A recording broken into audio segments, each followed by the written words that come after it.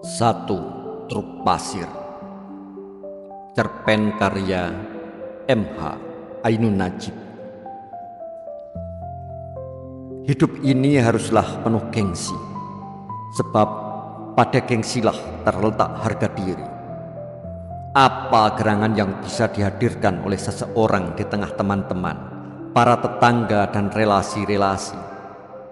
Siapapun di dunia ini pasti membenarkan hal ini. Kalau tidak, maaf, tak usahlah kenal sama Gondo Laksono. Dan dalam hidup ini janganlah sekali-kali menyebut namanya. Gondo dengan istri dan 4 putra-putrinya memang hanya seorang sopir truk.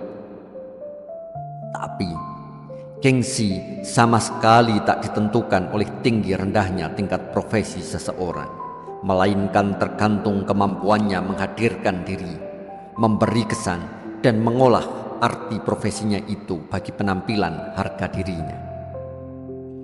Jika tidak demikian, Gondo bukanlah Gondo. Yang penting seseorang itu jangan sampai bodoh dalam meletakkan diri. Semua orang tahu, tidak mungkinlah Gondo Laksono bisa sedemikian terhormat jika tidak karena kepintaran semacam itu.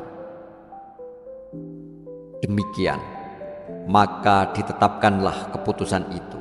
Dengan tekad yang bulat dan dada berdegam-degam, Gondo menghasilkan sisa es spritz.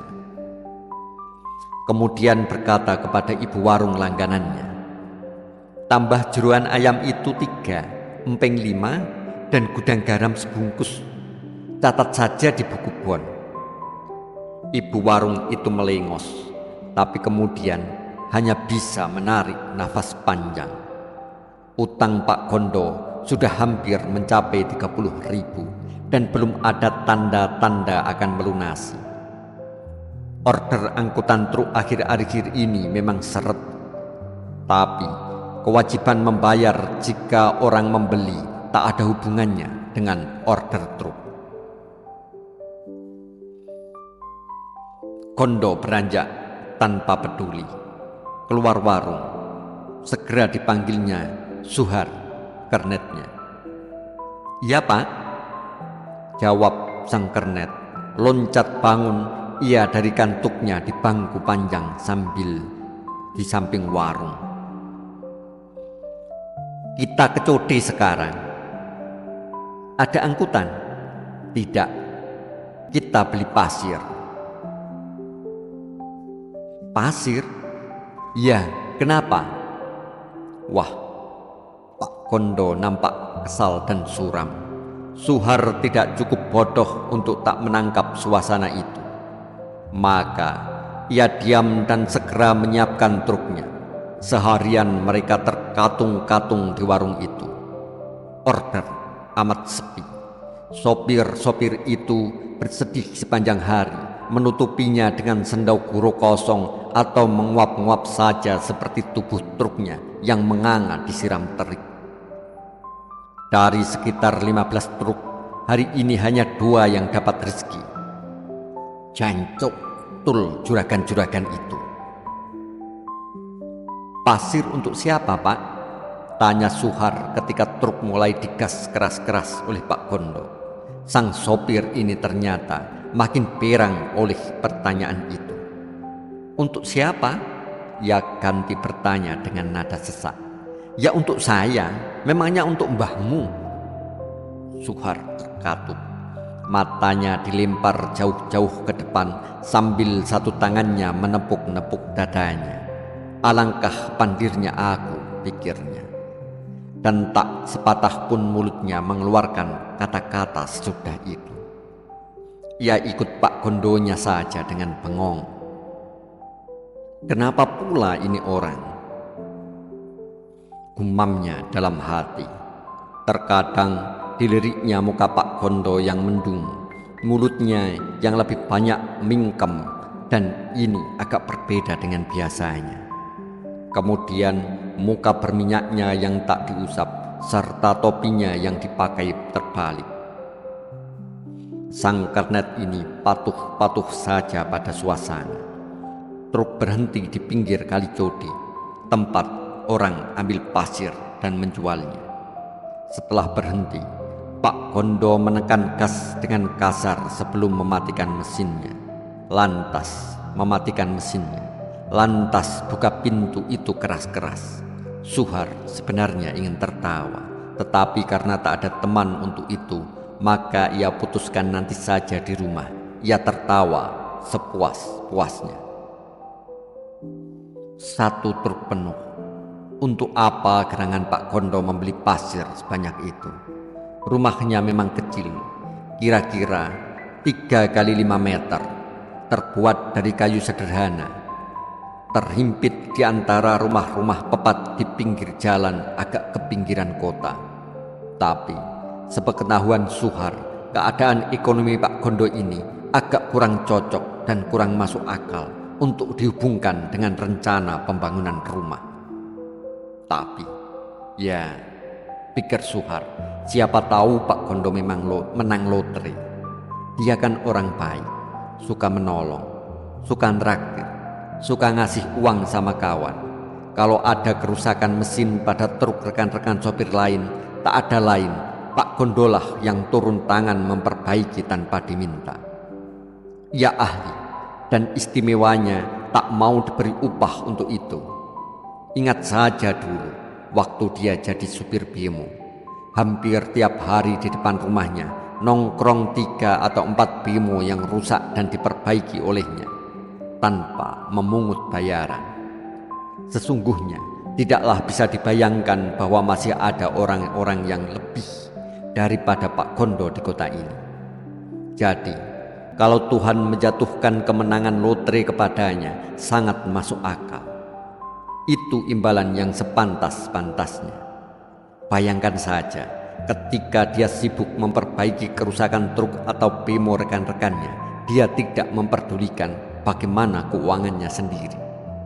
Padahal anaknya 4. Alhasil wajarlah kalau Tuhan turun tangan menolongnya. Ayo Har. Suhar terkejut. Segera ia naik dan tak bertanya hendak kemana sekarang. Pak Kondo mengendalikan truk lebih cepat dari biasanya. Terasa sekali ia ingin cepat-cepat sampai ke tujuan. Ternyata memang ke rumahnya. Dengan gagah ia membelokkan truknya ke halaman rumahnya. Ya, sebenarnya bukan halaman, hanya jarak beberapa meter antara bagian depan rumah dengan jalan besar. Semua tetangga menyaksikan kegagahan truk itu. Istrinya sambil menyusui putranya yang terkecil berdiri menyambut kedatangan suaminya. Pak Kodrat, tetangga sebelah yang kebetulan ada di depan rumahnya, juga berdiri menyongsong Pak Kondo. Pasir? Pak Kodrat bertanya. Ya, jawab Pak Kondo sambil dengan gagah turun dari truknya. Mau dibawa kemana? Kemana? Ini telah sampai di tujuannya. Ada rencana baru rupanya. Pak Kondo tersenyum. Saya ingin ganti tembok kayu ini dengan tembok bata, katanya.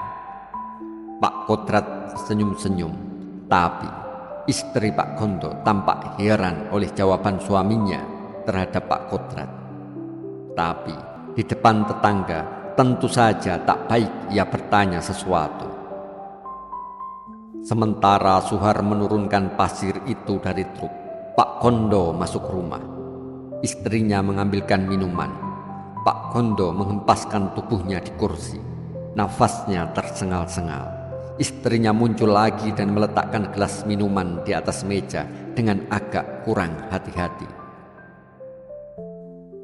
Mau bangun dengkul ya? Ia bersungut-sungut dan kemudian duduk. Sekarang jelas bahwa ia menahan sesuatu. Nyonya Gondolaksono itu merabak wajahnya, kemudian air matanya tak bisa dibendung lagi. Gondo meminum tehnya seteguk, kemudian ia meneruskan nafasnya yang berat. Dapat order tadi Pak? Gondo tak menjawab. Saya sudah menduga, kata istrinya lagi sambil setengah terisik. Pasir itu kau beli dengan sebagian besar sisa uang kita yang kau bawa tadi. Tapi pasir ini mimpimu yang tak bisa kau pahami lagi. Kenapa? Aku mau bangun rumah kita, dan kalau kau tak perbolehkan uang itu saya pakai beli pasir, saya akan ganti. Ganti dengan gundulmu apa? Nyonya Kondo meledak. Kau hanya sibuk bikin rencana dan sibuk berlagak pada tetangga. Aku tahu betul kau pulang bawa pasir hanya untuk memberi kesan kepada tetangga, seolah-olah kita ini makmur dan akan kaya. Justru ketika kau pulang kerja tanpa membawa hasil, aku sudah tak kuat lagi dengan mimpi-mimpi itu. Kita makin jatuh terperosok. Dari miskin, kita makin jatuh miskin. Dan makin jatuh miskin, makin besar nafsumu untuk menunjukkan kepada tetangga seolah-olah kita ini berkecukupan. Sudah kubilang, apa gunanya semua itu? Kau jual mesin jahit dan perabot-perabot rumah kita hanya untuk beli TV, agar kita tak kalah dengan Pak Leman. Padahal kita memang kalah. Dia pegawai negeri, anak-anaknya banyak yang sudah jadi dan sudah kerja. Sedang kita ini apa? Kau suruh bemo-bemo rusak itu kemari untuk kau perbaiki secara gratis, hanya untuk menunjukkan bahwa cuma kaulah montir ahli di antara kawan-kawanmu, dan hanya untuk menipu tetangga-tetanggamu seolah-olah kita ini gagah kaya karena penuh bemo-bemo di depan rumah kita. Dulu kusarankan kau kerja harian saja dengan truk itu, karena gajinya pasti meskipun cuma sedikit. Tapi kau pilih borongan yang belum tentu dapat order, sementara setorannya banyak, sekedar untuk supaya di depan rumahmu ini ada nongkrong truk yang gagah setiap hari. Kau sudah kecelakaan 2 kali. Truk rusak, kau yang harus membiayai perbaikannya karena kau bukan pekerja harian.